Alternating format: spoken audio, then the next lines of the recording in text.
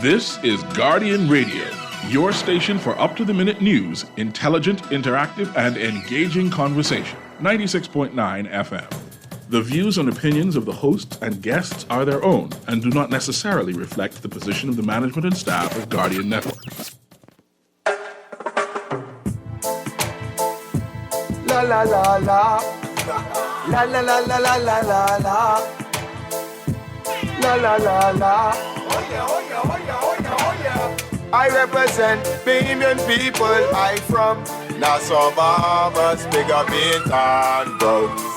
Boy, I from Bintan, bro. Right between West and Augusta, where them two roads meet, they call it Wilkinson Street. Manners and respect was like a sign blank check. It seems the ones that coming after quick to disrespect. You see, this life in the ghetto never easy. So many hungry days break till it grieve me. But I doing the best I can, trying to turn my dollar to 100 grand. I represent the ghetto people. I from Nassau, Bahamas, big up Bintan, bro. Boy, I from Bintan, bro. Ghetto. Don't take no back talk, no bribe or no joke. If you find fire, you definitely find smoke. Bintan, bro. Boy, I from Bintan, bro. Bintan, I say up and running. Caliban say my show boy don't ever give in. 7 years of farm and watch the crops them coming. True they see a humble thing, the lion sleeping. But they ain't for no reason. Only God that I believe in, living. Watch them only passion for a season. Godless, I gon' weed them. I represent the ghetto people. Good evening. And welcome to Guardian Radio 96.9 FM. I am your host, Valentino, host of the talk show Inside the Inner City that premieres every Friday at 6:30 to 8 p.m., except holidays. Telephone numbers tonight are 323-6232, 325-4316, and 325-4259. And you can text us, powered by BTC, at 422-GR96, and you can listen in at Guardian Quest, also at Cable Bahamas 969. You can listen to the wonderful show on Guardian Radio on Cable Bahamas. I want to say thank you to each and every one of you who have made the show very popular. I'm really amazed at how many people appreciate me in the country for the way how I speak for them. And when I mean speak for them, they tell me, say, I talk the stuff that reflects on their lives. So that's when they're listening, many people don't like to call it because I'm talking the stuff that is actually happening in the country, real life. So this is a real talk show. And I guess I'm appreciative to each and every one of you who appreciate me. And there are many who might have their negative, but there's nothing negative you can say about me. I'm doing everything I can to bring to the public's eye, the invisible stuff that is affecting us. There are a lot of secrets being kept in the country, and that's why we're not moving forward, because many of the people who are in position to talk about certain topics just don't have the audacity because they're either tied to a political party or they don't want to offend nobody. I don't want to offend nobody, and I don't want to hurt nobody. I don't want to cost nobody their career, But there are some things has to be done and said so that the authorities and people who have the power to make amendments and pass laws, and for many people who would want to find out what they can do to make a difference in the country, they might not know where to start, but having a show like this and having a person like me who have extensive experience in the political scene, in the religious scene, in the policing scene, in the community scene, I've done it all. I've done it all, and I use my expertise. I never went to college, but I got my education from the very best. I got my education from St. Lyndon Oscar Pillin, the great St. Lyndon Oscar Pillin. I got my education from Perry Gladstone Christie. I got my experience from working with Hubert Alexander Ingram, Tommy Turnquest, and many others who I've worked with over the years, and that's the political stance. When it comes to politician, I've worked with Neil Ellis, the great late Miles Monroe. I've worked with Gus Cooper, the late great Gus Cooper. I've worked with Walter Francis in the Junkanoo atmosphere. There's many who I'm not working with to make improvements and give suggestions and solutions on my part that they were never heard before. And amendments are being made, laws are being made, programs are being made in the last 20, 25 years with me at the forefront, just giving my input to the powers to be, for them to understand what is going on in our country and to make amendments and to find it deep down your heart and say, hey, we've been doing like this for so long. Let's try to do something else. And I've always provided that. Not to get riches, not for publicity. No. It's because I come from a checkered past. You understand? I come from a checkered past, I've had a rough life. Rough life, Rough life, And I changed around my mindset as I started to meet people. When I started to meet Sir Lyndon, I started to meet Brent Simonet, I started to meet Tommy Turnquist, I started to meet Miles Monroe, I started to meet Debbie Bartlett, I started to meet so many commissioners of police, big-time inspectors, big-time rich people. And my mindset started to change when I started to communicate. And I say, wow, instead of me using my mindset for violence and plotting on others, why not let me get some of this input from them and go and use this and see how I can make my country and my community a better place. So yes, I want to just say I'm very grateful to each and every one of you. On today's topic, we're going to do a continuation from last week. I want to say to my many Facebook friends, seeing Crystal Claire, I see Lorraine Riley. I want to say thanks to each and every one of you who are tuning in on Facebook. Yeah, I'm going to do a continuation from last week. I had a very important guest on the show last week, and his name is, I call him Bloody. We all have nicknames, and his name is Bloody, and he spent 15 years in prison, and he gave you a lot of input on the prison situation. He served 15 years in prison, and he told you what is happening in the prison. And I hope those who listen and the authorities and the powers to be to see how they could be able to make some amendments to what he said and make some changes in the prison so that we could have a productive rehabilitation center instead of a place that increases the mindset of violence. Once they leave Foxwood prison, they become repeated offenders. And he did a wonderful job last week.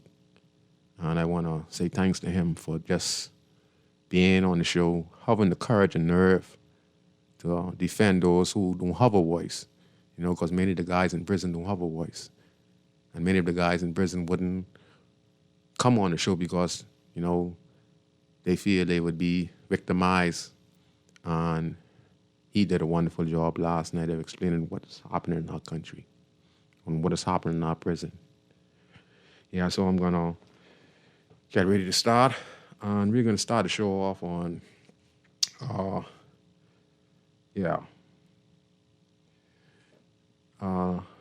let me go by starting with this. Last week you heard Bloody, he talked about having internal affairs in the prison and in Parliament, Defense Force, the police force, and etc. And it's the reason why he said those things, because it's a must that we apply these measures. I don't think the system is corrupt. I think the individuals who inherit the system has become corrupt, and they attack one another. Whether it's PLP or FNM or once you somebody who's connected, they protect one another. And by protecting, it's become aware to the general public, which is us. We are citizens. We're not civil servants. We are citizens, so we can understand that there are certain privileges for certain people, and it's evident. And some people have taken the law in their own hands because they understand that there's no true justice. Justice for those who are properly connected. And some people have just thrown the fact away that there's going to be justice. Okay? And you can't blame them because it's evident. When we look at the news, we look at what's going on with the courts. In some cases, we look at, the curry favor when it comes to who the MP is going to be questioned or charged. And then you hear it run around when it goes to the AG office, then it goes to this way and that way, and yet still we have no answer. And then we're seeing when the general public, once a citizen who was accused of a certain crime, same crime, or accused of the same crime, is picked up from the criminal investigation department, and then they are put before the courts in a matter of 48 hours or 80 or 96 hours. But on the other hand, we see where there's delay in justice. And that has destroyed the trust in the judiciary system, and it's destroyed the trust when it comes to the policing system. So, internal affairs, where we have individuals who could be a part of the defense force, for example. Let me give you a prime example. Okay, recently, over the years, we have seen defense force officers who are prohibited from carrying firearms in the streets of Nassau.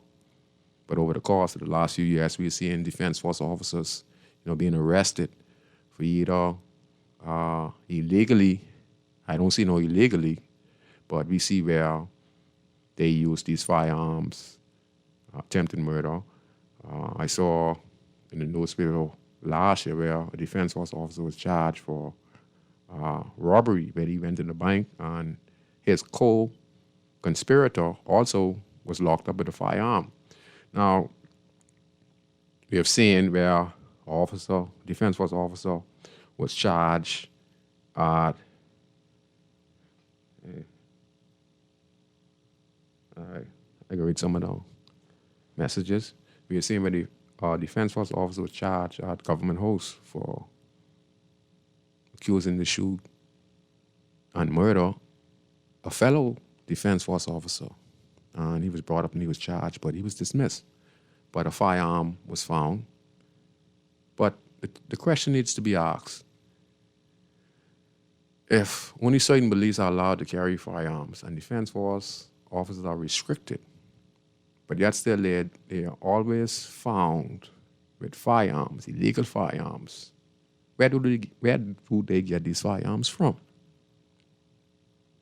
Okay, is there investigation from the police to find out that, yes, this defense force officer, he got locked up with a handgun, but he's restricted from carrying a handgun unless he's on duty.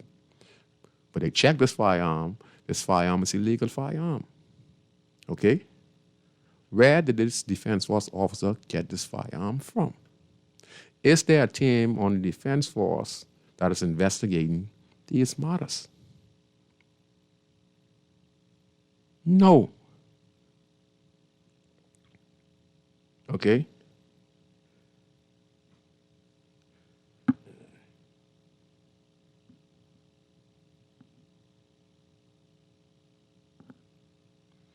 You understand?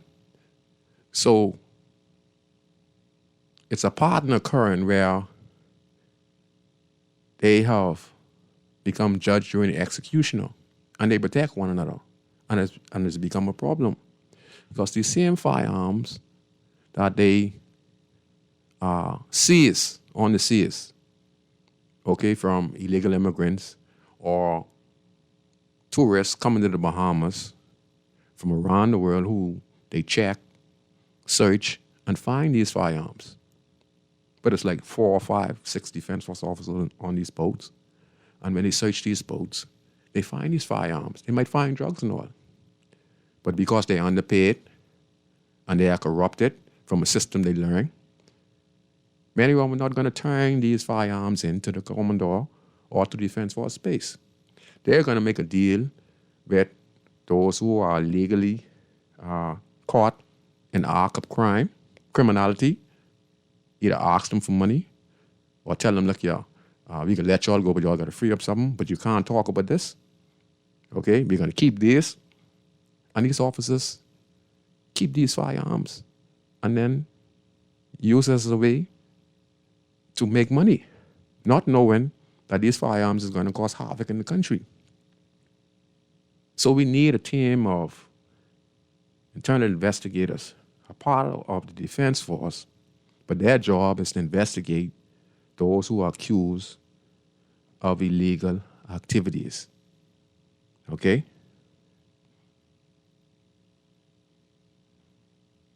You understand? That's very important. The same thing with the police force. So we got to be able to stabilize the corruption. If they know there's an investigation team that is putting officers before the court, then they'd be less reluctant to be so corrupt. And they would fall in line with the system, and the system would benefit us. And then we'd have trust again in government officials. Reason why? There's an uproar in the country now concerning Minister for Immigration, the Honorable Keith Bell, with the Chinese workers, and then him giving out citizenship at a funeral to a deceased Haitian national, Haitian Bahamian, who he felt that at the passing, that it was appropriate time to pass it on to his wife and daughter, et cetera, et cetera. And there's a big uproar from the opposition. And that has gotten the ears of the Bahamian people, where we feel that, he should resign. And I don't blame him. I don't blame the opposition, for such an uproar. But they're saying, like, he ain't broke no law, And for Keith Bell to do that, it has to come from a higher authority, based on how the current Prime Minister, Honorable Brave Davis, saying that, Keith Bell doesn't need to resign, despite the opposition stating that he needs to resign and a cry from the Bahamian people. But the Prime Minister of the country says that, he doesn't need to step down and he hasn't done nothing wrong.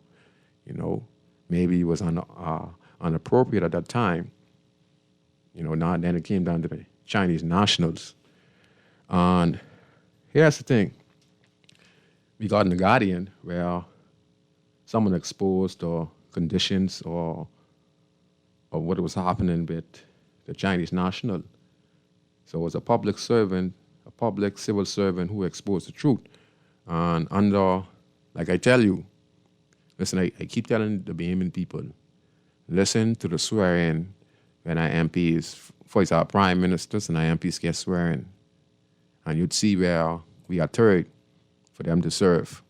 And secondly, they swear the confidentiality means anything that goes on in parliament or government is kept secret under that government, And a prime example for that is like, under the minister administration, when he signed that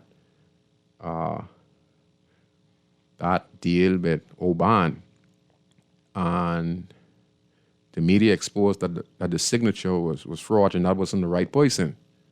And then we listened to the former prime minister. He stated that the Oban file has gone missing. Okay? Now, there's no prime minister who can open that file besides Prime Minister Brave Davis can open it, but he cannot expose it because that is confidential, is under confidentiality. He could read it, but he cannot present it to public. Do you believe the Oban file has gone missing? Do you believe that the former Prime Minister of the country, Dr. Hewitt Minister, would have had one file, one Oban file? As high-tech the Bahamas is in technology, we're going to have one Oban file. So that's when they think we're stupid, There's always what we call, I notice when I go to get my business license, they all tell you want a copy, of your business license, and I can get as many copies as possible. So it's no different than the Oban file. So it can never go missing. The Prime Minister decide, boy, this here is confidential. I'm going to use the second swearing line, and no Prime Minister after me can open it. He can open it, but he cannot discuss it because that is 5 years up, and that's confidential. And that's the end of the story, okay? So stuff like that. So it didn't ever go missing. Just that the Prime Minister sealed it. He used the Second Amendment on the swearing-in ceremony, and that protects him. Brave can't open that. Just as well as when Brave finished his 5-year term, there's no Prime Minister after him can open the files that Brave did in his 5-year term. That's confidential, and it's protected. All right? So just know that. So where was that? The internal investigation is very important because we need to have an internal investigation team. Non-partnership of current police officers or defense force officers. It has to be persons who are concerned about the country and wants the country. It has to be made that those on board. You could be a PLP, you could be an F&M, you could be somebody connected to the party, but you understand the importance of having the internal affairs work because it's saving you, because it could be your child. Okay? So we have here where the civil servant who exposed the truth about the Chinese nationals, you'd see on Facebook where they're saying that who civil servant who exposed the truth, broke the law. Because the law he's talking about that same Second Amendment when the swearing-in come in, when the Prime Minister swears in and his first allegiance is to the King, then his second allegiance is to hold secrecy. That's the law he's talking about right now. Okay? And that's what he's talking about right now. And they exposed the truth. But exposing the truth there, the opposition leader, Michael Pintar, is suggesting Prime Minister more concerned about leaks than revelation of truth. And that might be true, all across the board, because he has to protect the system. Anyone who comes there has to protect the system. So don't listen to nobody talking when they get there, they're going to do this and they're going to do that and they're going to do this and I'm going to give you this and all that. No, it don't work like that. All right? The President of the United States can do what he wants. If you watch our Congress shut down Donald Trump on some of his programs, okay? The President before that, you would see by Congress and the Senate, barred him from making certain amendments. It don't work like that. You sign on to a contract and there's certain stipulations and rules and regulations you sign on to. Whether you be the DNA or the Coalition of Independence or the PLP or the F&M. Because when you get there, you're still going to have to be sworn in by the Governor General, and then the permanent secretary from all those departments are going to come to you and present themselves to you as the Prime Minister, and they're going to tell you and show you what you can and cannot do. Let me tell you why I can tell you that. Okay? These are things what I heard personally from Sir Lyndon, the greatest Prime Minister of the Commonwealth of the Bahamas. Sir Lyndon Oscar Penland. Then I heard it from Perry Gladstone Christie. Then I heard it from the late, great Dr. Bernard Nordich.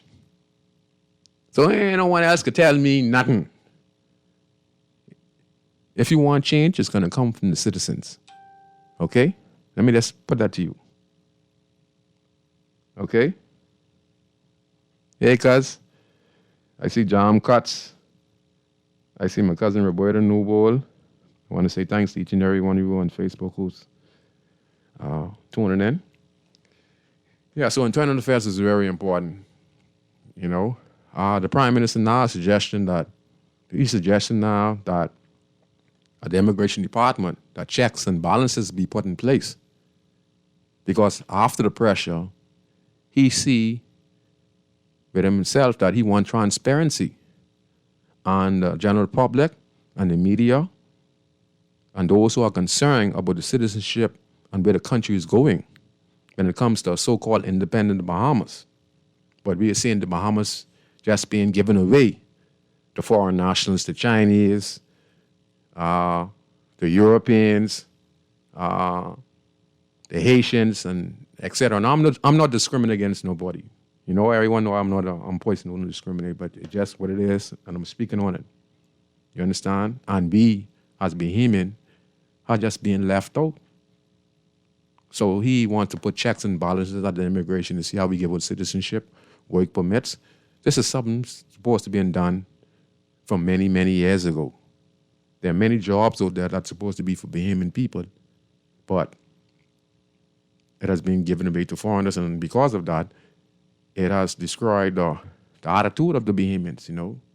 That's why a lot of people say the Bahamians even work, you know, in our own country, you know, it's high unemployment.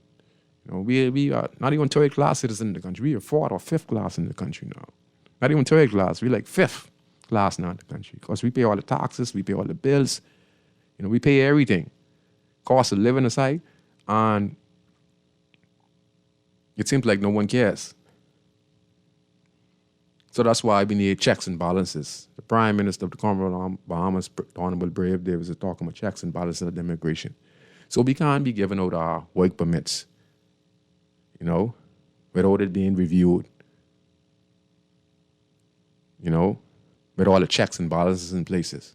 Because we have to be able to slow down who comes in our country and let them know that this is a country that is governed by law, not about the dollars and cents, you know. And it's so evident that our immigration department has become so corrupt that we can't even see it. But the Prime Minister is speaking on it now. And that's because of you citizens. It's you who have to make the difference. You have to speak up so they can hear you. So I commend each and every one of you. And I hope that the Prime Minister, you know, he put the checks and balances at all government departments now. And we have to find persons who are patriots in the country. They are part of internal affairs on the police department, the defense force department, the immigration department, that they do due diligence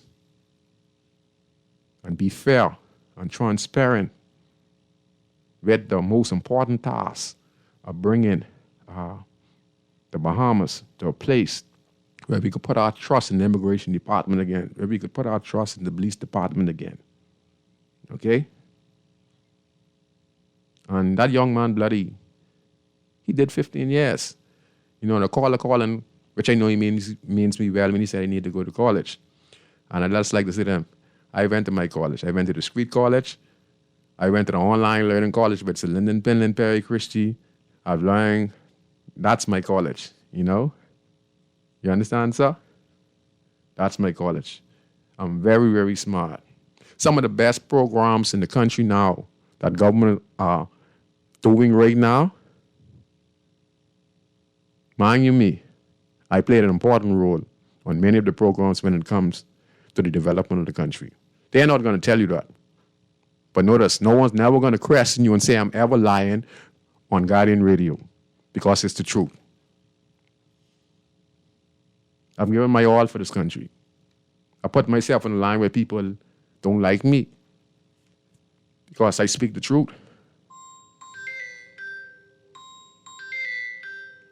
I see my friend Graham calling. But Graham, are you on the radio, Graham?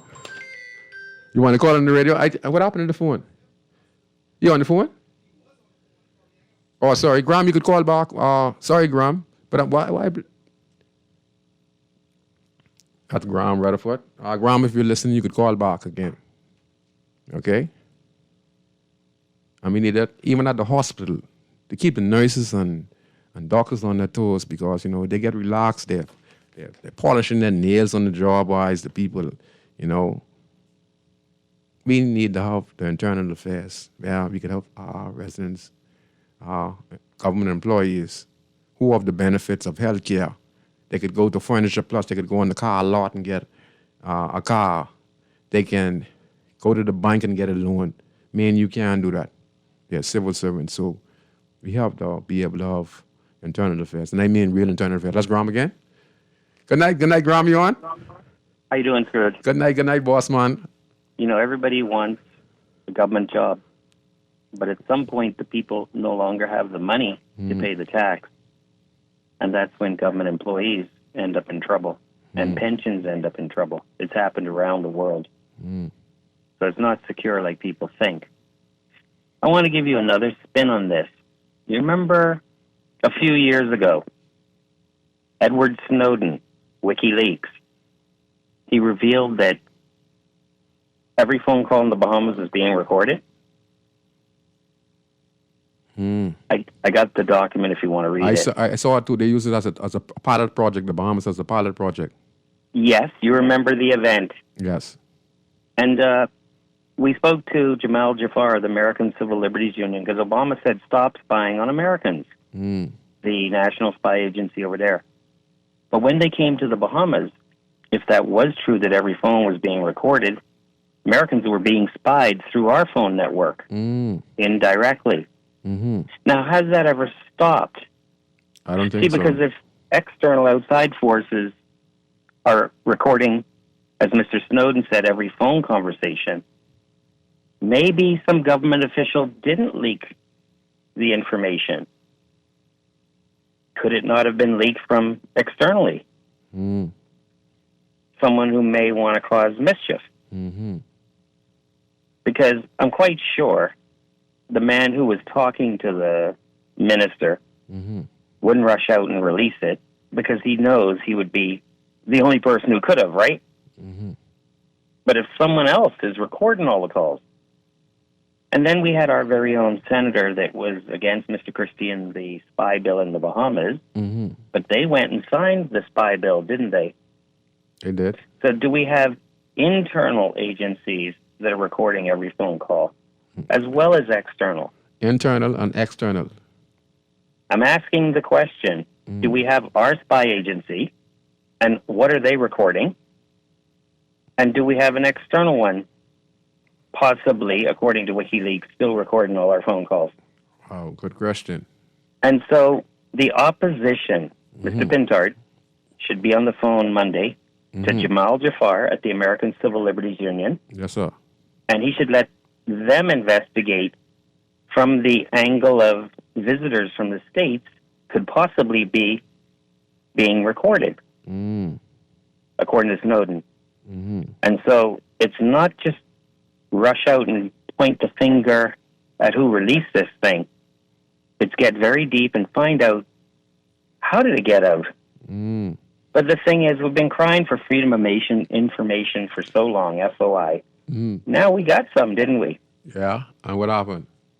And now we want to jail somebody. See, my question is, in the United States, they protect people that blow whistles.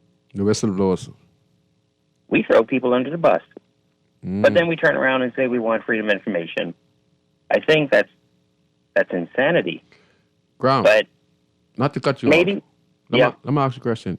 Do you see the second swearing in after we swear to the king? You ever checked the second one out? And I think that's why when we say freedom of information, that can never happen in the country, not with the Second Amendment, when the Prime Minister and You're onto something very huge. that's why it can't. Now, Go ahead. the first thing you overlooked Go ahead. is that we swear into who? The king. Stop. We don't swear to the people of the country that voted for us. No, sir. So those people, we don't owe them nothing after we swear to the European man. That's correct. So we really don't even need to look any further, because that right there is devastating. Yeah. Am I And then you lying? tell me- I mean, you lying, or this is true. This is fact. It's article. He just it's went article- to England, and he just went to England for the coronation for the king. The king, and who? Huh? Took the opposition leader with him. Okay. See, you can't tell me I'm independent. And then Article 71. Article 71. You can Google it. Of our Read it. Constitution. Let the people read it. Google it. Go ahead, but Go just say it. in Google and type in Article 71, Bahamas Constitution. And it is the first sentence. The power is vested in Her Majesty the Queen. Well, she's dead, but let's just go with that. So what The that word mean? the vested, What that means? VESTED, means to bestow power and to bestow land. Uh-huh. So, bestow, what does that mean, to give? So, if I give the power and I give the land to Her Majesty, then what do you own? But they should be independent. They don't understand this. The smartest set of people in the country, and they don't understand these same lines, yo. Or do they understand it and woefully go there and swear to the Queen, now King, and then throw away the cell phone number they gave you and have her number? Mm-hmm. And it's a group. Mm-hmm. And you enter the group. Mm-hmm. The group is to protect her interest. Mm-hmm. Why you call it crown land? Why it's called ground land? Who wears the crown? The police. Only one crown in this country. That's you know where it is? It's on a license plate of the Governor General. Uh-huh. You can make all the internal self-governing laws you wish, but they Uh-huh. have to go to the Senate, and then they go to the where to be law. And I just say something about the United States just now a little earlier. The Governor General has to sign it into law. Uh-huh. I keep telling them this. So I challenge any intellectual to come on the show with you any Friday. Mm-hmm. I'll pay for the show. You'll pay for it. And let's have a discussion if we're really independent. I with you. So if you lied to me about independence, what else have you lied about? Think of this, Scrooge. 50 years of internal self-governance. Mm-hmm. And we've not... Well, let me make it simpler. The guy got his big hotel on Paradise Island. The guy got his big hotel, Cable Beach. The guy got his big hotel downtown. The cruise ship got their city around their boat. Mm-hmm. The Canadian got management of our airport. Mm-hmm. And the U.S. Embassy has a huge building. Mm-hmm. Everybody got what they want. What we get? But you didn't get one hospital. All we get is one gunshot.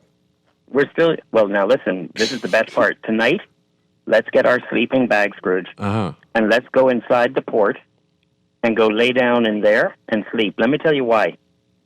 There is zero tolerance for crime in the port. Zero Did tolerance. you hear that? Zero tolerance. That's in the newspaper. Zero tolerance for crime in the port. But over the hill, No zero tolerance. whatever buck up go. All right. So I encourage, if you want to be safe and have no fear of crime, Let's go to in the party. port to live. But I need to go there. Now, are they going to stop us from going in there at some point for safety reasons? Mm. Do tourists still come out of there? Because I went tomorrow, go Sunday downtown, Scrooge. Come I with will. me. I take you to breakfast, and we're going to walk downtown, and we're going to videotape how busy downtown is. If you have 4, 5, 6 boats in, Let's go for some breakfast Sunday. Let's go walk and do some recording. see how many people are coming outside of the port. Wow, that's amazing it is. And when they come outside the port, they see a guy screaming and cussing and drunk. And they say it's not safe, and they go back in the port. Wouldn't it have been better, instead of building a port, we took the same $300 million and redid Bay Street? I agree with you. And have to do some grandstand and Mason Edition as well. Exactly. Fix the steps and fix the homes. We'll talk further about it. But the thing is, Yes, sir. the WikiLeaks is very important on the Bahamas, and I want somebody, maybe Foreign Affairs could tell us if we're still being recorded on our phones by the NSA of America. I think so. Be a pilot project for many other programs. Be a pilot project. Anyway, man, good show. All right. Thank you very much, Graham. I'll call you this weekend. Thank you very much. And tell your wife hi for me for all the support, you know. Have a good one. Thank you very much. Yeah. So, yes. You know, and me, I resign. If you come on the show when Graham sponsor it, I resign off Guardian Radio if you could show me that we're independent. I resign off the show. If I have anyone from government or someone who know about government and they disagree, you're free to come on the show. And if you could prove to me and Graham that the Bahamas is an independent nation, I resign from the show if you want me off the show. Rachel, anytime. I'd invite anybody who say we're independent. Come on the show. And if you could go to the documents, go to the Constitution, and without a shout out though, and you could prove to me that we're an independent country, I'd resign that same Friday. You won't hear Valentino Brown no more on Guardian. I resign. And that is a bet. I am a man of my word. I would resign off Guardian Radio because I know the Bahamas is not an independent country. We are self-governed, and we're still inclined to the king. And the Roman Catholic is the head of the church. Okay? Nothing new under the sun. Okay? Yeah, so we need internal affairs in each government departments because we have rogue police officers. And let me go to the police real quick. I talk to my friend Zach, Jeffrey Tucker, who was killed in the line of duty. He was killed by a fellow officer. And Zach saved the life of a fellow officer and a civilian. Okay? But he was killed by an officer who was involved in illegal activities. Armed robbery, murder. But he was on the Royal Bahamas Police Force for many years. And the only reason he was able to get stopped in his track is after he take a good officer's life. And the thing is, how God has worked, he shot Zach in the back of the head. And when he going to shoot the next police officer, Zach was able to regain consciousness. God was able to give Zach the strength to be able to yakka the service revolver out of his waist, even after getting shot in the back of the head at close range, and was able to save the life of not only his fellow officer, but a civilian who was in the car also, who that corrupt cop was also getting ready to kill because he got caught doing illegal activities. So that's why we need internal affairs in each government department. The whole office is accountable. Just as how you hold civilians accountable.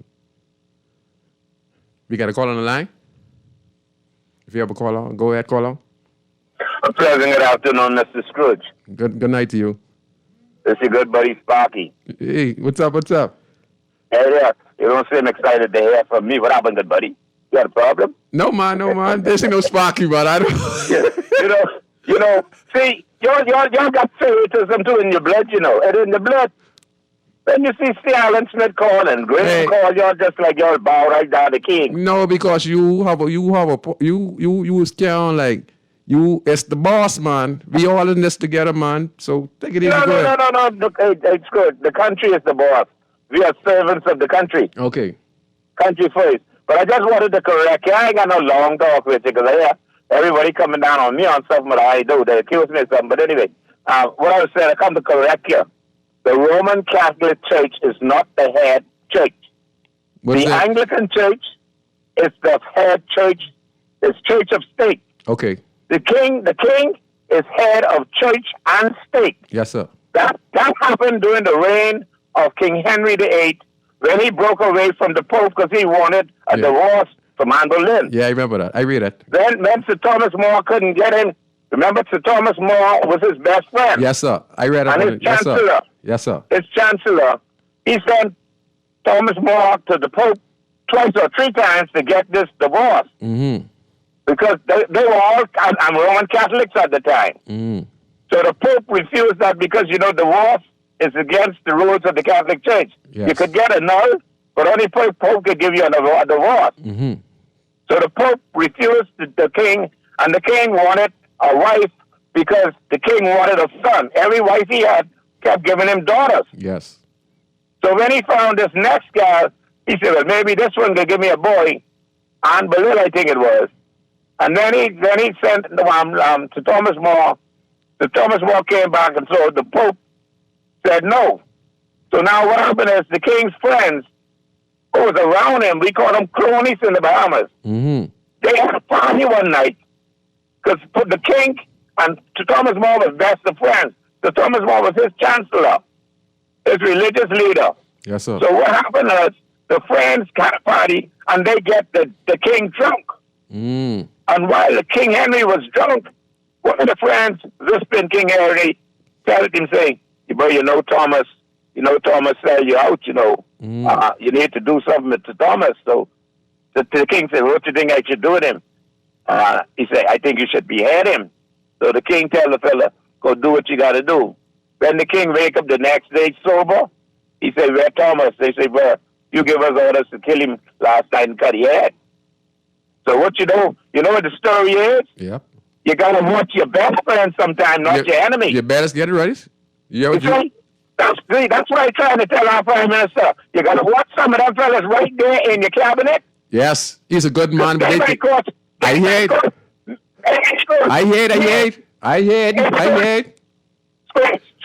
hear what you say.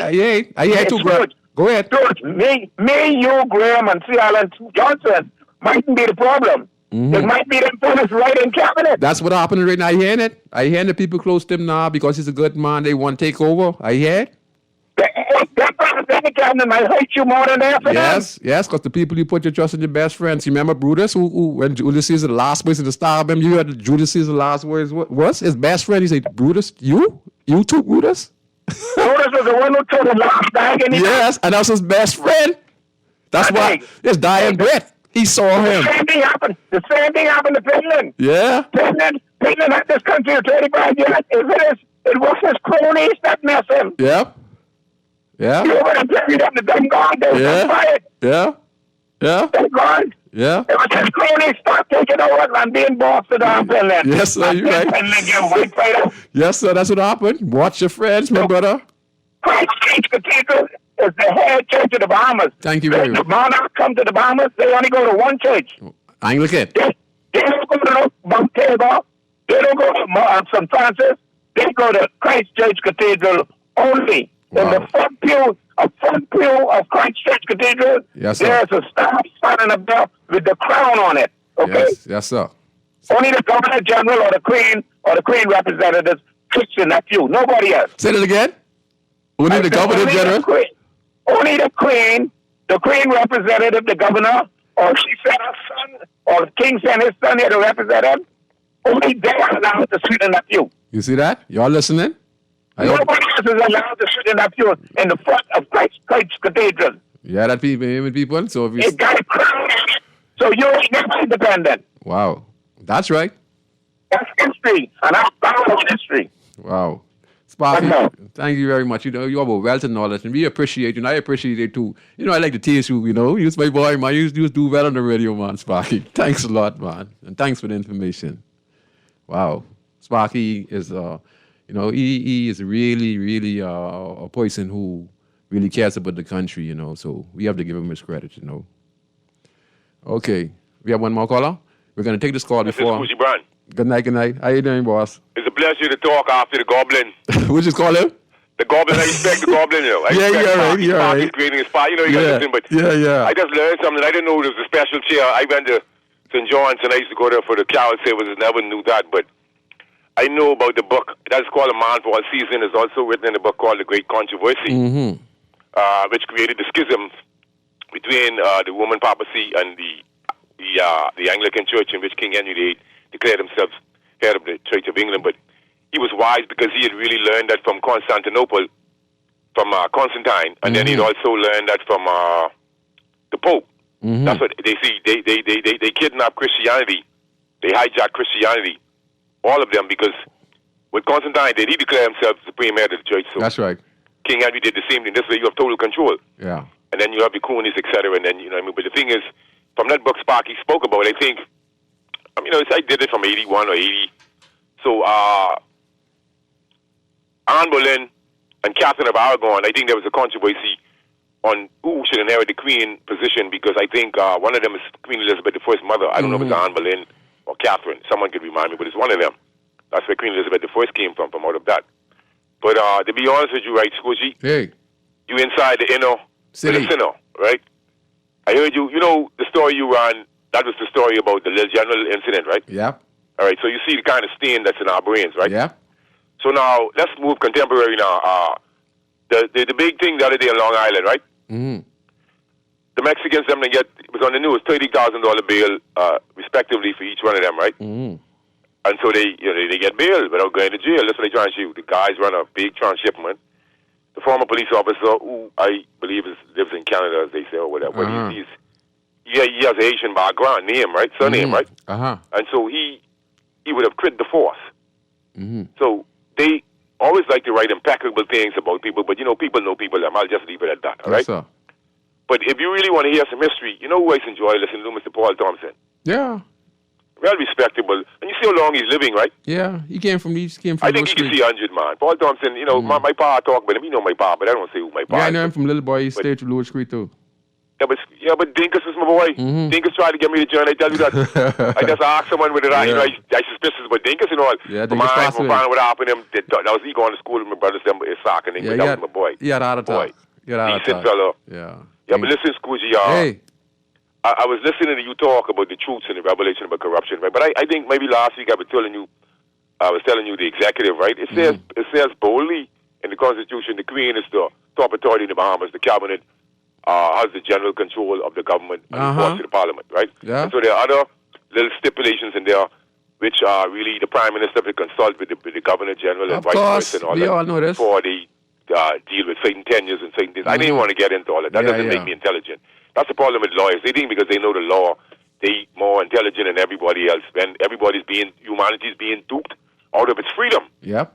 Not knowingly. In the guise of global crisis. Not knowingly. Nobody's saying this. Everybody's embracing this BS. Yeah. 50 years of BS.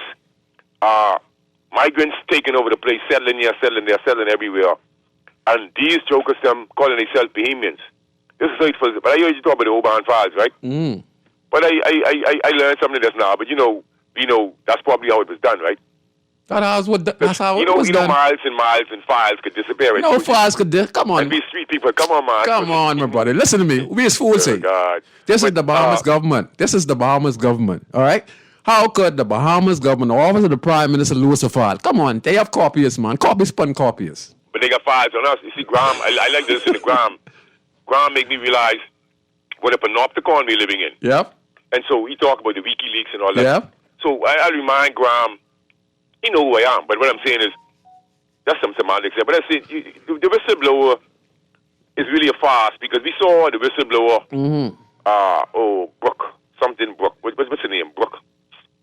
The Brooke lady with the whistleblower on Pfizer. Yeah. Forget the first name, but something Brooke, I can't remember. But she had a case against Pfizer and Moderna or whatever, and so she would have highlighted some things to the Food and Drug Administration. They contacted her boss. She ended up in problem for being a whistleblower. I was on Google reading up some information, right? And good thing I'm a reader. You have to be a reader in order to know when Google is lying to you. Some information on the COVID vaccines because there's a situation in the United Kingdom where they are not compensating people who are vaccine injured, right? For the vaccine event. Because they say you take it at your own risk. They told you to take it at your own risk. They're not compensating people who are documented, who have documentations about their injuries. But this is nothing new for me because in the book, The Poison Needle, Suppressed Facts About Vaccinations by Dr. Eleanor McBain, from the early 1930s and 40s and 20s, she had documentations, even pictorial documentations, and letters from doctors documented showing you where doctors admitted to vaccine injuries from back then. This is no joke, you know. This is no joke. This is a vaccine Bible here, but you have to understand the power of big pharma. Yeah. And the autocrats of the money bag, the way how the world is run. And so me and you know that, but the average person... A lot of people do their research, you know. But what I'm saying is, Scrooge, with fear and global crisis, the average mindless, bookless, unbookish sheep will still look for someone to lead them. This is why they keep spreading the fear. Like I was at the hospital the other day. A&E, by the way, you know, Dr. Darwell, I see why he's don't come on the radio, because he really should be fired. The A&E, right? You know where the blood, they used to collect the bank. Accident emergency? Right? That's accident emergency. Not the blood bank. They used to go to do your blood test. Yeah. The little door to the left. It reminds me of the pictures I've seen about Dachau and Sobe Bear and Treblinka and Auschwitz and the likes, right? Because the pain, it's the stench when you walk through the door. And then the hospital get a lot of sicknesses in it, man, brother. You don't see a lot of people going to the hospital healthy, and when they come out, they dead after 2-3 days, man. Something ain't right, the AC ain't right, something ain't right with the hospital, bro. I know, but Scoozy, I want to highlight something that most people don't even know. It has something to do with the final solution. Yeah, because most global puppets, third world leaders, global puppets think someone is not intelligent enough to conceive. What you have to understand, this BS from the Sustainable Development Goals, Agenda 2020 and 2030 is a bunch of foolishness. Get rid of poverty and environment. Man, they have so much things they coming at the world with now to make life harder for the people. But here's one of the tricks. The solution for the poor is to get rid of the poor, but then they have to get rid of the poor inconspicuously. And one of the ways is through the healthcare system by just creating certain monetary parameters that you have to wait on surgery and you can't afford this and you can't afford that, so you will die. See, most people can't conceive that because they still believe Master love them. They just can't see it. This is what it is. You don't have no money, you wait on surgery, you don't have no money, you don't have no insurance, you die from lack of dialysis, you die from lack of medical infrastructure, so to speak, or armamentarium, whatever, you understand? People just don't get it. This is the final solution. Don't mind these people, Scoozy. It's right before our eyes. Not me. My eyes open, Let me tell you something, brother. Hey. Scoozy, the nurse asked me if I was vaccinated. So, to me, this was a mindless, vexing question. Because it's either you want the data or you want to know if you poisoned me, because the vaccinations enhanced the infection because most people who had vaccinated, their immune system was being compromised. They know that. Yeah. And so she asked me about being vaxxed. If it doesn't stop transmission and it doesn't stop infection, why are you asking me this mindless question? You see what I'm saying? Yeah. So there has to be a global order. Why are you interested in if I was vaccinated when the pandemic then gone? You should have asked me if I ever was infected with COVID-19. Yeah. But they still spreading this program. And time to go and surgery, you still got to do a PCR test. Yeah. Thank you, man. I mean, the hospital is a big, I don't know, but the nurses, they're working hard and they're doing what they have to do. But yeah. I felt so depressed when I walked through that door. I felt poor. I felt impoverished. Yeah. Because the A&E department, for me, is a non-verbal message that the government officials are sending me that they don't care about the people. They don't. And what happened is because not everyone is not going to go to the hospital one time, they don't really care. And some people have the money to do this and do that otherwise. But a lot of people, even with money, they can still run out of money. Even if you have $1 million in the bank, the medical bill could be $200,000-$300,000 or whatever. You know what I'm saying, Scrooge? Yeah, but thanks they very much. promise you right back into poverty. They can cure this, they can cure that. You see what they're saying, right? Yeah. Thanks so very much. Don't sleep for 1 minute that this is not the way for them to get rid of the war. Don't mind these people. The great World Economic Forum said you will own nothing and be happy. You know what that means. Thank you very much, I'm saying we were never given the truth, right? Yeah, but I want independence, right? Scrooge, that means me and you are still enslaved. Bless up. Yeah, you got to create your own independence, my brother. You know, you got to start your own business or whatever you're good at. That makes you independent. The country is not independent, okay? You got to make yourself independent. Own your own home, you know. Own your own apartment, own your own business, own your own car, own your own whatever farm or whatever you're doing. If you want real independence, have some revenue coming in. Just don't be working and not saving and not having no income coming in. You know, if you could have a good job paying you $1,000 a week, but if you're spending from Monday to Sunday and don't have no income coming in, you ain't going nowhere. You understand? You need to have income coming in. So when you have $1,000 and you spend $500-$600 a week, you get some sodas or some chicken wings or some shirts, or you want a store or something or whatever it is you're doing, you know, you get the money coming back. You know, that's real independence. Don't fool yourself, okay? Don't fool yourself. Yeah, I'm just glad everyone that was a good topic. Now I want to get down to some things that's concerning me when it comes to the community that I reside in. You know, I want to talk about the recent incidents that happened in our community. You know, we have had. That's a caller. I can take this last call. Caller, could you make it real quick? Because I'm changing the topic. Go ahead, caller. You tell Scrooge what's up. You tell me make it real quick. Yeah, but hold on. But listen. Go ahead. I really called to Sparky was kind of on the right track. Yes, sir. And bless up 52, true Brand Hearts, one common goal. Yes, sir. Yes, sir. We all together. Sparky was a little off a little bit. See, the Anglican, the seat, the cathedral is the seat of the Anglican head of the English church, and that denotes where the capital of an English former colony was, which was placed here. The real head church in the Bahamas was the Methodist Church, not the Anglican.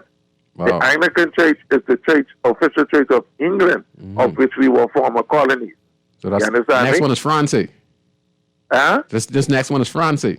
No, but the Methodist Church, I guess so. I ain't sure where I think it's the France. Methodist Church come from, but the Anglican Church is not the official church of the Bahamas. It's the Methodist Church. Wow, thank you very much. Sparky was a little off there. Yeah, you understand me? Yes, because I know Christopher Columbus come with France.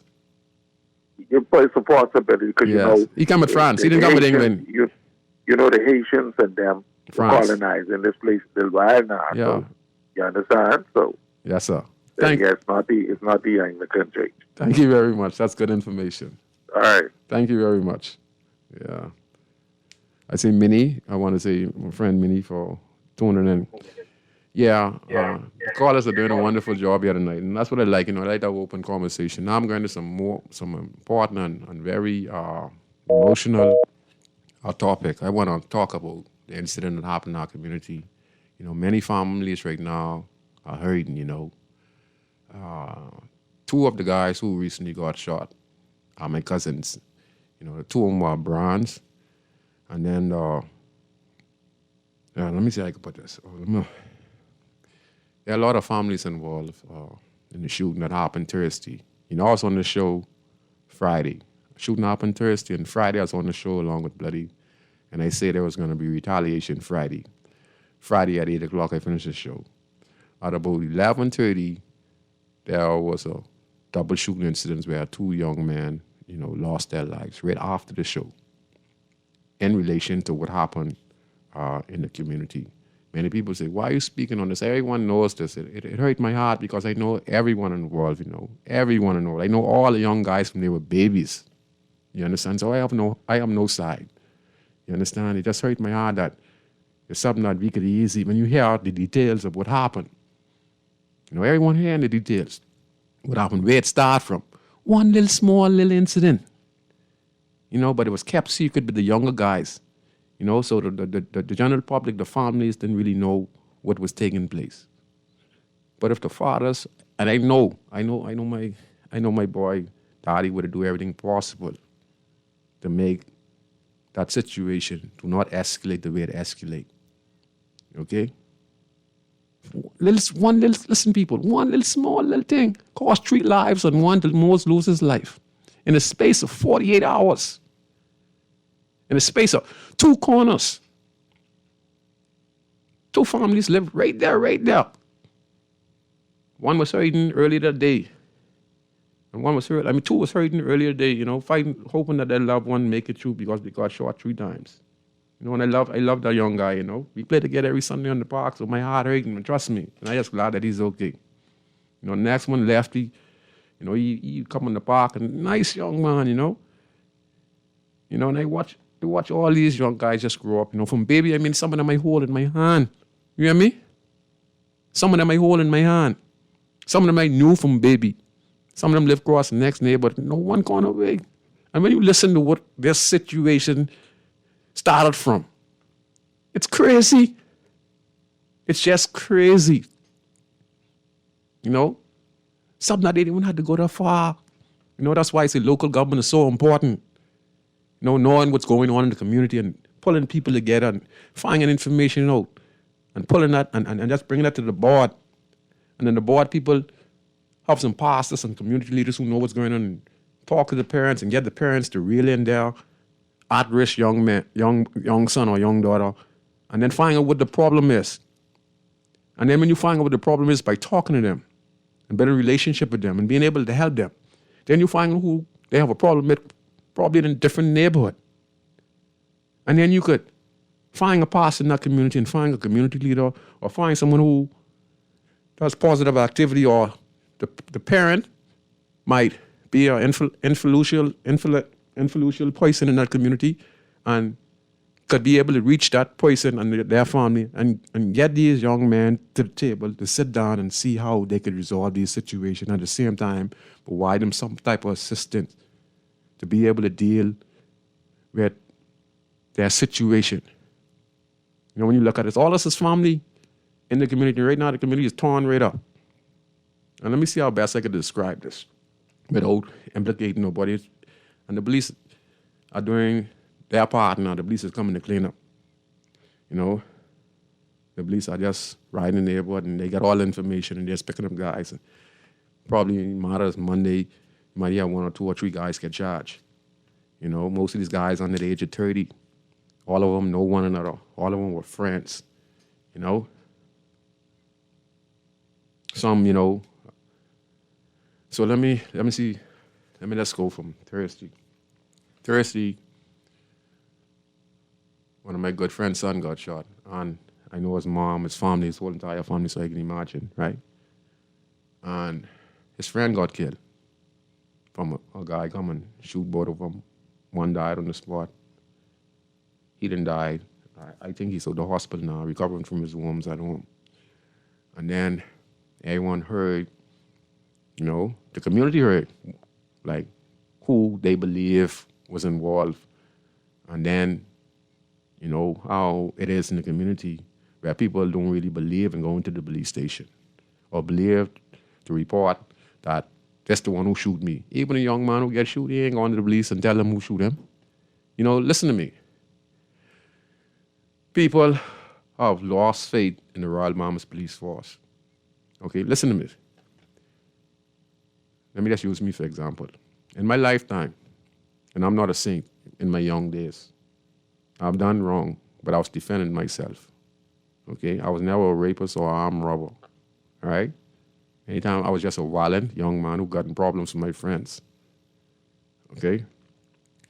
In my lifetime, I got shot at from at least 23 to 24 to 25 different bad guys who were just like me, who I tried to kill at first, and then they come back to try kill me. And it's fortunate for me, I was able to make it through. The same with the young guy that's happened Thursday where someone sent to shoot one of the individuals and end up killing the next one, and I'm shooting 2 people. Same thing happened with me when I was a problem child. I caused a young man life, Keno Roberts, and many others, because guys coming to kill me and end up, they hang with me and end up getting shot. So I have that guilt. I know about that. That's something I got to live with for the rest of my days, and I always have flashback. And that's why I do what I do. Guys coming at me and shooting at me, and they miss me. And I'm supposed to be the target. I'm the one who's supposed to be dead. And the bullet just, sometimes, listen to me, there's no way possible in this life that I still supposed to be living to this day. There's no way possible. I'm just going to tell you this straight up. Okay? It's guys running off with 2 handgun, 245 or 2 9mm, or emptying the clip at 9mm, or putting a 3.8 special to your belly and pressing the trigger, or a guy, he testing the gun and he thinking the gun empty, and then he pointed at me, and my instinct just say, turn around, and when I do like that and they push me onto the left, I just move the gun and the gun fire off. All these things I've been going through in my life, there's no way I'm still supposed to be living today based on all of the situation I've been involved with when it comes to gang activity and getting shot at. Over 25, 26 times, 3 times or 4 times from the police. And other times with top gangsters in the country. And sometimes I truly believe the bullet went through me and hit my friends. Like it wasn't my time. Like God had me for a purpose to be here right now and doing the things I've been doing for the last 20 years in this country, to give back. To understand that I have caused the lives of many young men based on I was trained that way in my community. And that's why I'm here. Okay? That's why I'm here. I've never once gone to the police and reported that any one of these guys ever shot at me. Never.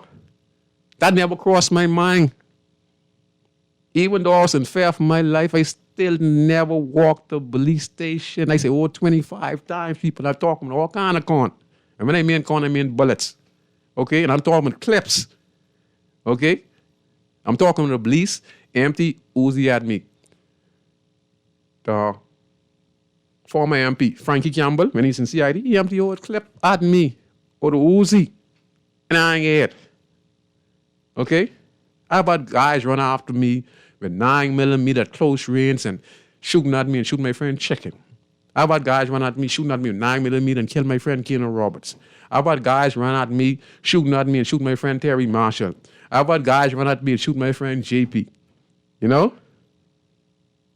I've had guys like me, like Sidney Thompson, who got shot 3 times on the side of me, on two different occasions, just hanging with me because guys wanted to kill me. I was a problem child. You hear me? So I know saints of what's going on in the country. I just trying to use my experience and find solution, have this conversation to let you know what's going on inside the inner city. Okay? So these guys ain't never going to report these things to the police. So they're going to sit around and they're going to take justice in their own hand. And sometimes it don't work out like how you planned. Because when you think something's easy, all hell is break loose. It ain't nothing easy. Trust me. You could just say, man, look, we just go here and we go rob this old person and we could take what we want. You don't want home. When you go there, you think the old person can put up a fight. And then, it just don't work out like that. So anyway, after 2 young men get shot, a lot of people came in the community, all kind of younger guys who be in the jail, who about that life, who don't care about their life. You understand? They only entered that life. They entered our violence life. And there ain't not much you could say to them to calm them down when they see one of their friends get shot and the next one dead, especially one who were innocent. So they got mad. I don't know who it is, but the police during that thing, you know, probably some of the young guys who live frequent the area or live around the area or come in the area, and, you know, you could hear the talks, and I know it's going to be retaliation. I said it on the show. 7:30, 8 o'clock last week, Friday. And come that same Friday night, like I telling you all, 11 o'clock, 2 people was dead in relation to the previous matter. So we had 3 people get killed and one's injured, who was recuperating now. So now, from what I can understand, the guys now are going to respond, and they saw a young guy who living there, but, you know, I know him from he's a baby. I know his mom. You know, I know his father. Me and his father was gangbangers. And he frequented the area. And he ain't nothing. He just traveled from area to area. And he lived across Mason. And he lived across 8th Street. And he frequented the spot where the guy who was accused of causing the life of the young man on the Grandstand area side, and attempted murder of someone who has a lot of family in that particular area.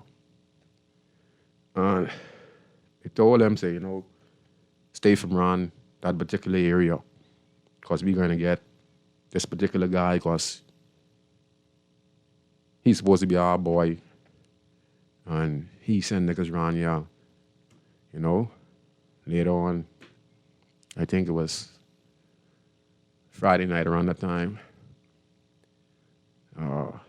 they went and they executed their plans. And they killed both of them. They didn't die on the scene. I think one get shot 9 times. They said one is 2 leg off. Next one get shot in the eye. He was unconscious, and he leg most come off. So I heard it was 2 high-powered assault rifle, you know. And the sad part about it is that one of the young men who got killed, his family is in the same neighborhood. So it's a lot of hurt now going on. And then I know the mother of also the young gentleman who was the intended target crossing Mason Addition. You know, I know Paula. She lost 2 sons in the space of 2 years. You know, and you know, like I said, I'm no saint. You know, on our end, you know, her sons was involved. You know, everyone growing up tough. You know, and a lot of people make bad decisions. You know, no one is perfect. You know, and then some people just don't trust certain people because, you know, they're scummy and etc. You know, that's how it is on the streets, and we know who it is, and then people just ain't trusting you. So guys, just, you know, I wish for no one to go take no one life, but that's how it is. And, you know, unless we could find a way on how we could get local government and be able to get these young gentlemen some empowerment and be able to reach them through having community programs so we can know what's going on in the community, be able to reach them and sit them down with their enemy, you know, on a platform where we could be able to do something for them and bring them together and see if they can forgive one another, you know, and etc. That's the only way you're going to get the guns or the hands of these young people, you know.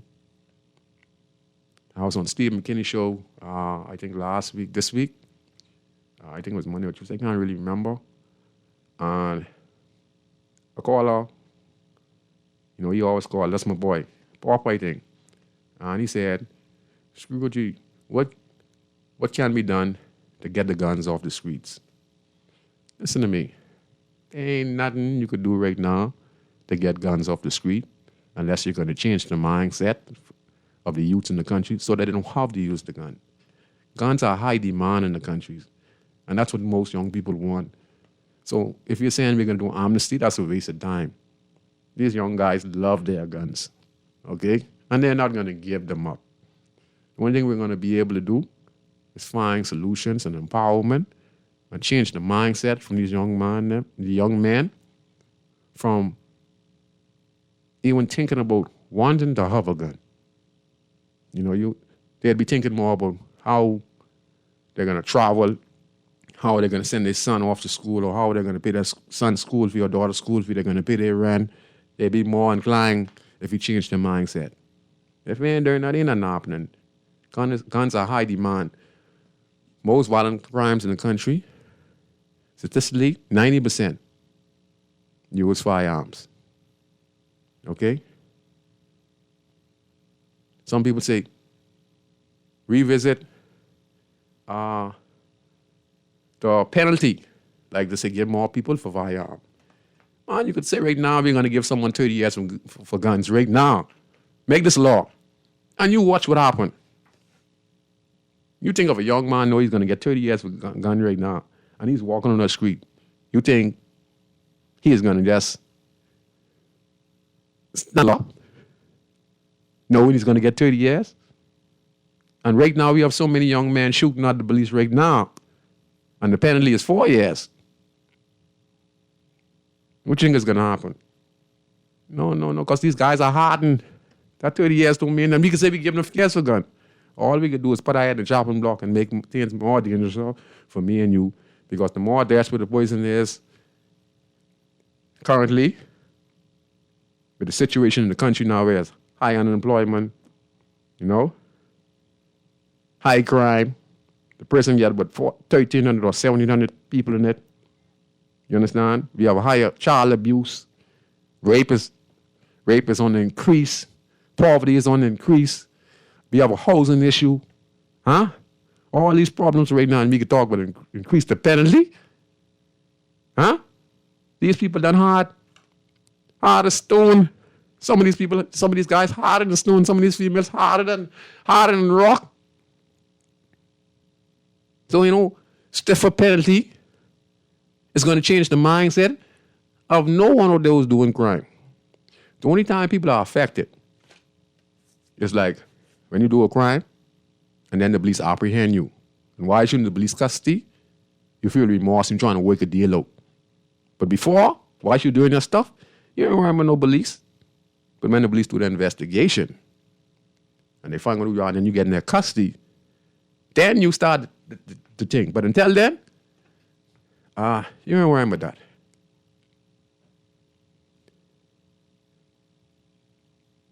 So you could say, raise the penalty for guns all you want. That's not going to change nothing. Trust me on this. It's not going to change nothing. I've been there. When guns, the penalty for gun back in my day was 6 months. Then they increased it to 2 years. And you know what we started to say? But I ain't going to jail for no 2 years. I shooting to get away. Because I ain't going to do no 2 years for no gun. All right? So we have to change the mindset of that individual in order for us to make change in the country. Because you could increase the penalty. You could hang it all. Hanging guns all nothing. Too late. Too late. You try hang somebody right now. Hey? And that witness got to go testify to the Supreme Court. The witnesses are going on. Unless the police are going to come up with some type of witness protection and train you to have your firearm. Because the Bahamas is only 21/7. Small place. All right? And jail is the information capital. Okay? And don't say I'm negative. I ain't scared of nobody, bro.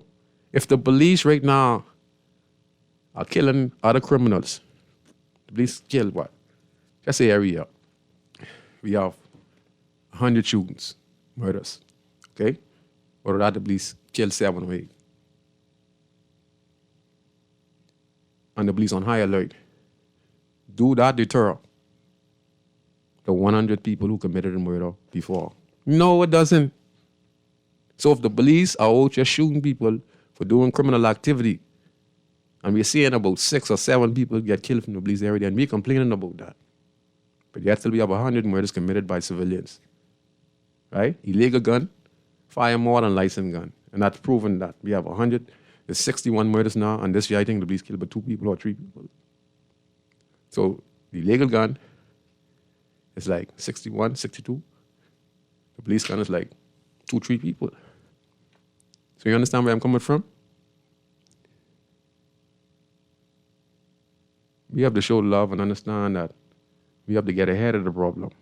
get ahead of the next generation and soften them up, make females more feminine again. Marriage material. You have to make men more manly. They open car doors to women. Talk to women more decently. You know? Talk like a man's supposed to lead. That's the current state right now. We're in big trouble.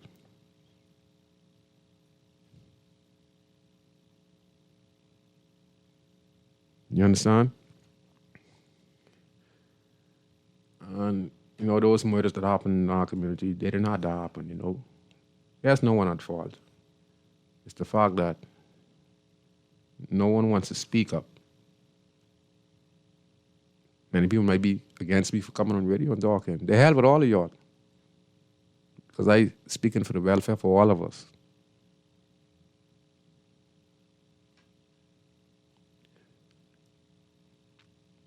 You know, I know all those guys, man, you know, and it hurt me in my heart to see all of them, you know, just 3 gone. And then you got with 3 or 4 or 5 person charged for murder sometime next week. Who wins?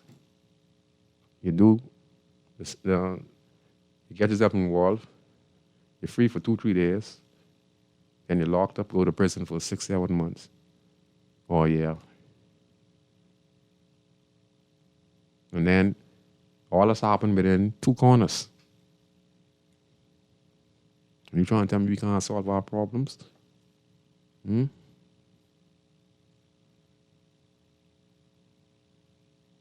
It mess our community right up.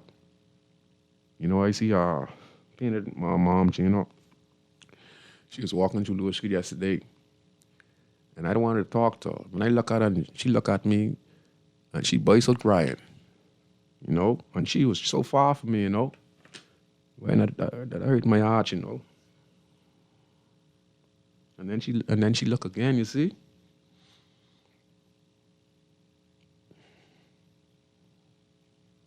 That's what it is with me, you know. And I know all of them, you know. And when you hear what it is, little weed, little gun, something that even cost $2,000, that we could have solved if we knew what the problem was. That's why it's important that we find ways on how we could get our young men them from being involved in the selling of illegal drugs.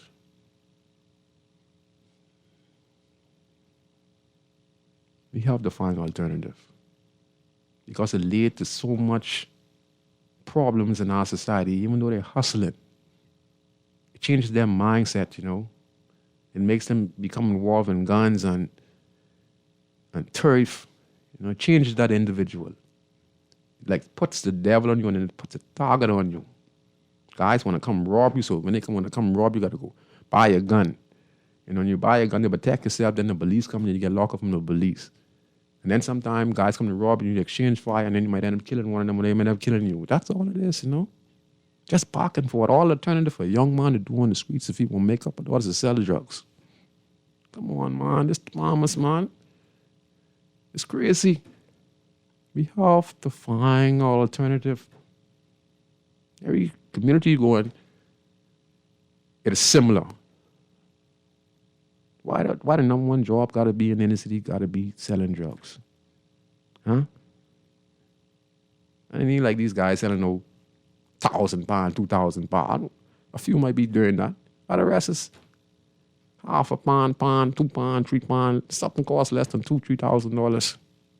But something less than $2,000-$3,000 could cause big problems in the community. But you could have a job with paying you $2,000. You know, legit. Without you up looking for police, without anyone having to come and robbing you, without you even having to look over your shoulder. And can our leaders provide that? And that's what's missing in our country. So I just want to say to all our families, you know, like I say, 2 of the guys in my family, Peanut, who got killed in Mason, part of retaliation and what's going on that previous Thursday. He's my cousin. The one they call Richard, he's a Brown. He's my cousin too. Him and Bennett, they both Browns. And then the young guy, Little Roe, he was just like my son, I know his mom and daddy, and I would look out for him. I'll lay down my life for him, He's very respectful, And that's why it hurt me so much to see all of them, It ain't supposed to happen that way, man. We all supposed to be one, And Paula, she lost 2 sons, and I, it's crazy. It's crazy. It's crazy. MP, remember Parliament ain't being run one time. No disrespect to the pastors, but they don't get involved. That's why, I have about 2-3 more years of community activism where I'm still be able to be healthy and strong. After that, I'm retired. I ain't got too much left. I want to run my restaurant and try to accumulate some funds so I could try to live a good life. So I'm going to give it 2-3 more years, 3-4 more years of just community activism. And after that, I retire and then leave it up to somebody else.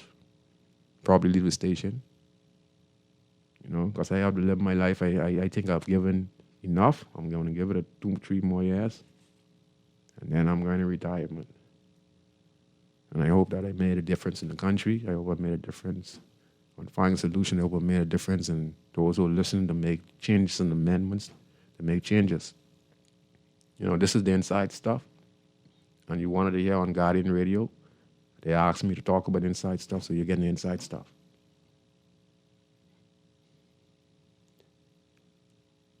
Yeah, like I say, all of them I knew from a baby.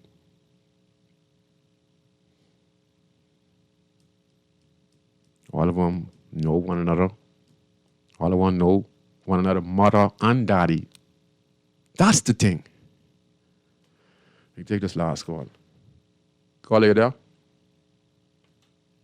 I think they left.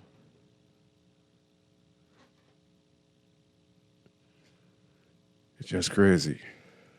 And that's everyone. But in the time of anger, we make rash decisions. And making rash decisions, sometimes mistakes are made, and then you end up hurting the next family. Because in this scene, it was supposed to be one person. It end up 2 other persons. And our 2 other families on now. So you don't never know how these families thinking now. You understand? So when one family is feeling hurt and they don't want to take vengeance, and then vengeance happen, something happen where it hurt the next family.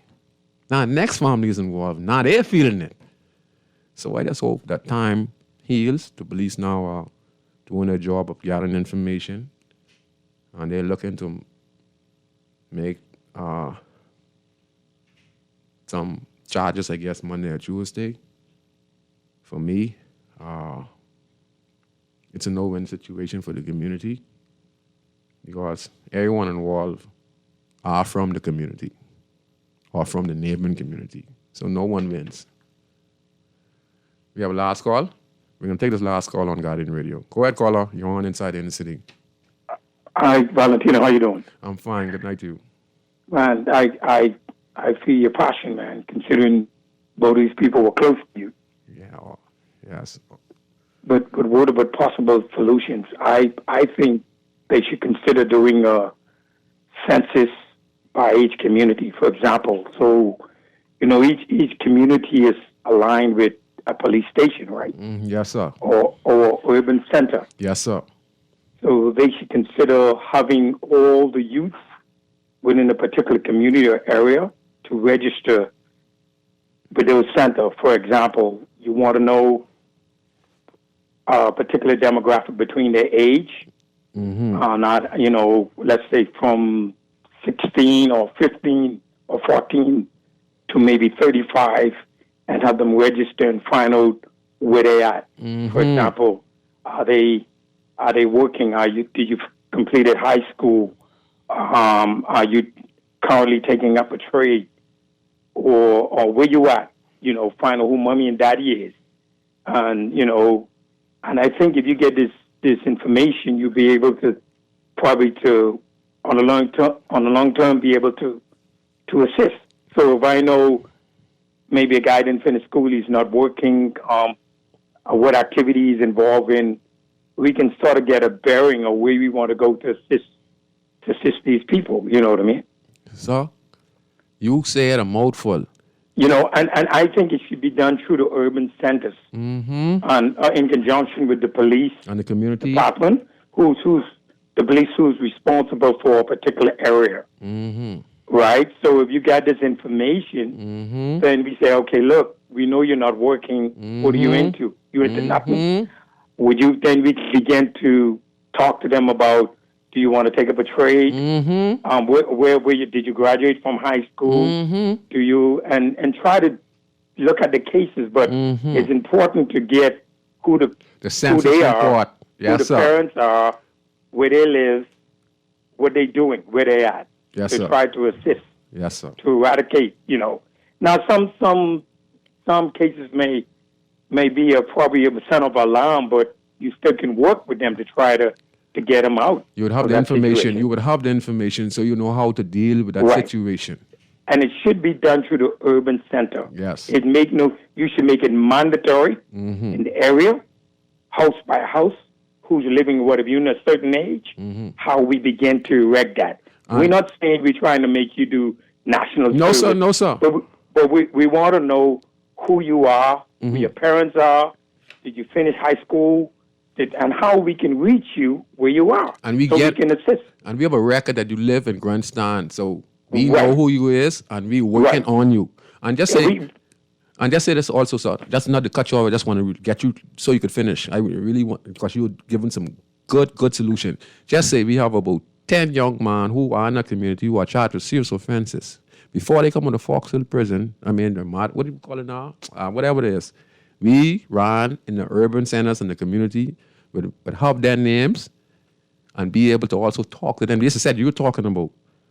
You understand? Have their information. Even before they release. That's right. That's right. Before they release. That's right.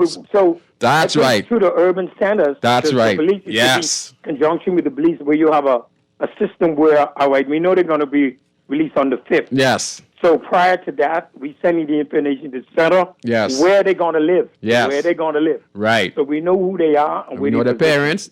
And we know they're at risk and they're a problem for the community, so we be able to assist them with the church and the police and all and find a solution. Right. Yes, sir.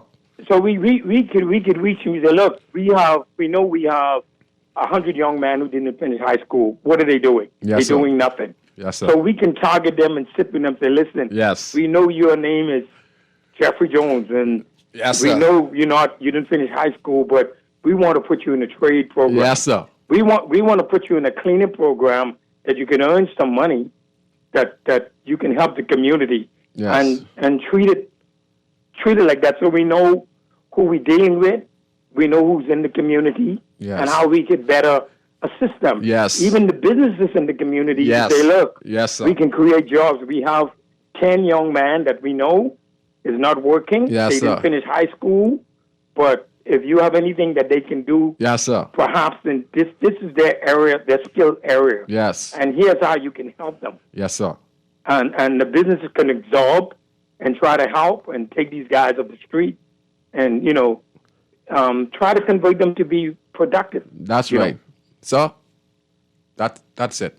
You understand? I've been saying that for years. You have to use the urban center. Then that same center could be used. Yes. You put them in groups where if they have a problem where they're not literate and they can't read and can't write, you can put them in small groups and begin to have people teachers volunteer at a time to teach them on different nights. So you might have 3 guys together who don't feel good about themselves, but you train them how to read.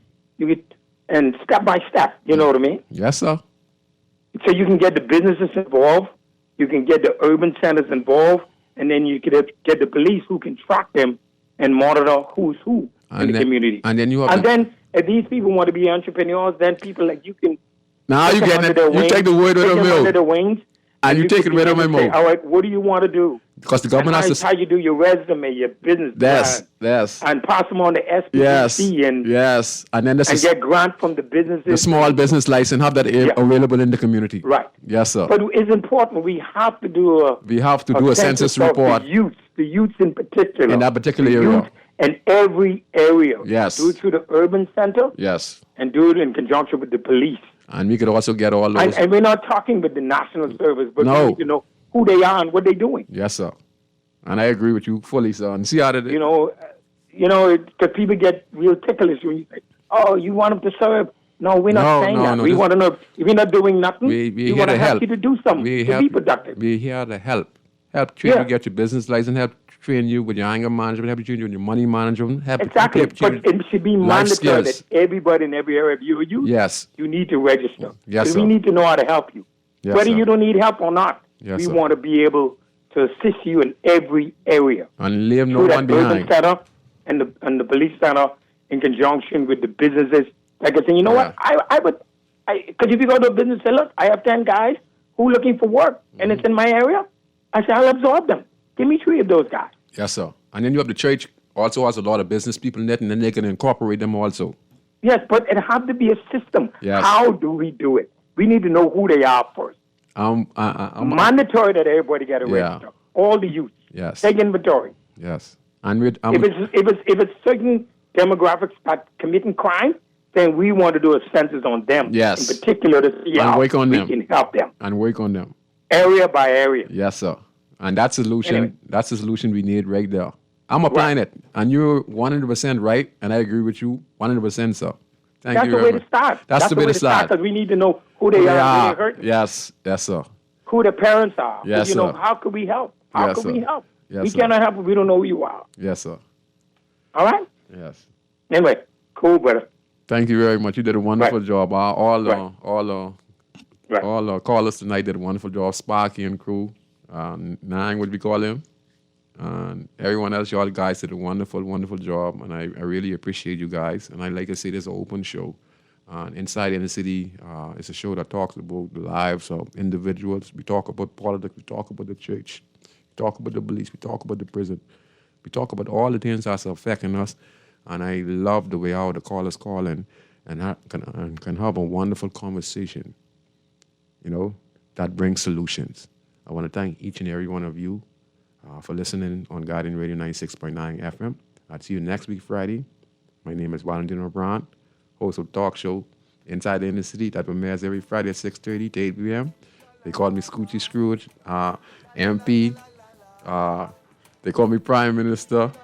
So I just love to come on here and to make a difference in the country and to give you the inside stuff. Also, we have over 62 murders. I want to advise people that when you go to the nightclubs tonight, avoid argument. If you're driving in traffic, drive with due care and caution. And don't get in no argument with no one if you get in an accident. Also, if you have a problem with somebody in the nightclub, or you have a problem with your neighbor, and it escalating where both of you getting angry, well, the more angry you get, you will make mistakes. So it's best to walk away from argument. So if you're in the club and someone's disturbing you, be the bigger man. Just get your girlfriend and immediately leave out the club. Okay? You don't need to go back with your gun. Okay? So avoid arguments at all costs. Because when you argue, you can cost your own life or hurt somebody out of anger. So enjoy your night and have a wonderful weekend. See you next week on Guardian Radio 96.9 FM. Yes, I gon' weed them. I represent the ghetto people I from. Nassau, Bahamas, big up Bintan, bro. Boy, I from Bintan, bro.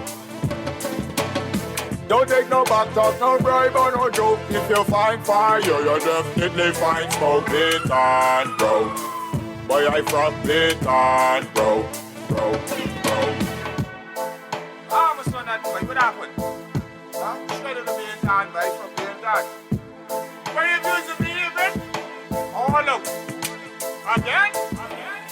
I represent